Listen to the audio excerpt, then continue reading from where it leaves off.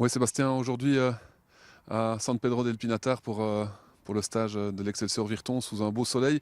Comment se déroule ce stage? Tout d'abord, comme vous venez de le dire, c'est qu'on a un super soleil, donc c'est déjà une très bonne chose, ce qui veut dire qu'il y a des excellentes conditions. On le voit derrière moi, des terrains d'une qualité exceptionnelle, des infrastructures d'une qualité exceptionnelle. J'en veux pour preuve que tous les clubs de D1 veulent venir ici dans la région et sont ici dans la région, non seulement belges mais étrangers. Donc je crois qu'au niveau des conditions, c'est extraordinaire. Au niveau de l'ambiance, au niveau des conditions humaines aussi, ça c'est très très très bien aussi. Ça veut dire qu'on est venu avec un noyau moindre, dégrossi. De 33 on est passé à 23 avec un jeune qui a été introduit dans ce noyau. Donc on est dans des conditions qui sont plus normales, on va dire, de travail. Et c'est l'heure aussi de travailler sur cette cohésion de groupe. Et je crois que les conditions sont réunies pour faire de l'excellent travail. Aujourd'hui, un début du stage aussi, c'était peut-être d'intégrer des nouveaux joueurs, des transferts rentrants. Il y a certains joueurs qui sont sortants, mais il y a des entrants. Et aujourd'hui, on a la chance d'accueillir un nouveau joueur qui arrive en prêt de Lokeren. Tu peux peut-être en parler un peu plus? Ouais, donc c'est un joueur qui s'appelle Bob Stratman, qui a 21 ans depuis quelques jours. C'est un joueur qui a touché à la D1 puisqu'il a quand même une quarantaine d'apparitions en Division 1 avec Lokeren. Donc ça veut dire que c'est un garçon qui depuis 3 ans fait partie du noyau pro de Lokeren.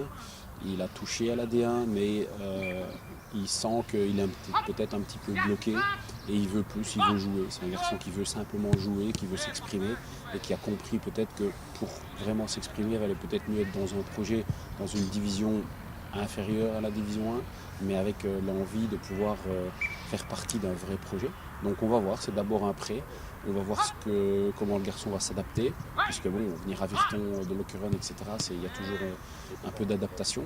Mais bon, c'est un garçon qui vient avec plein de force, plein d'envie, plein de bagages aussi, parce que quand on a quand même été 3 ans dans un noyau de D1, c'est quand même très important. Et je crois que quand on a déjà quelqu'un qui descend 2 divisions, qui est fit, qui est bien, qui est jeune, qui a envie, qui a été bien formé et qui veut jouer, que demander de plus, quoi. Voilà, que demander de plus. Les supporters s'attendaient probablement à voir plus de joueurs au départ du stage. Et là, maintenant, la machine est enclenchée. D'autres vont peut-être encore arriver. Oui, il se pourrait que nous sommes toujours sur l'une ou l'autre piste, mais il n'y aura pas un débarquement sur la plage de Virton lors de ce mercato hivernal.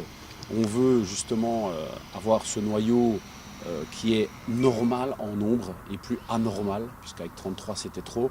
Ici on veut aller vers les 24, 25, 26, voire 27 avec 4 gardiens et je pense que ça c'est des conditions pour travailler. Le second tour doit nous amener à jouer 20 matchs.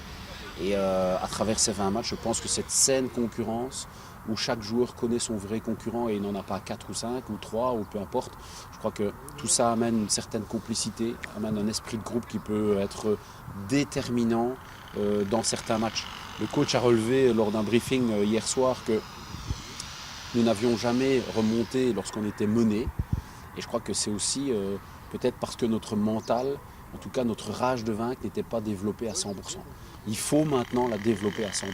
C'est très très important. Tu as parlé tout à l'heure de conditions idéales pour s'entraîner. L'hôtel est pas mal aussi.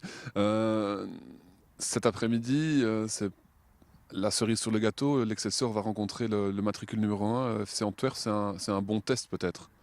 Oui, sans être un test, hein, donc c'est un match de reprise pour les deux équipes. Tout le monde est en train de faire des essais, tout le monde est dans sa petite bulle de travail physique et technique.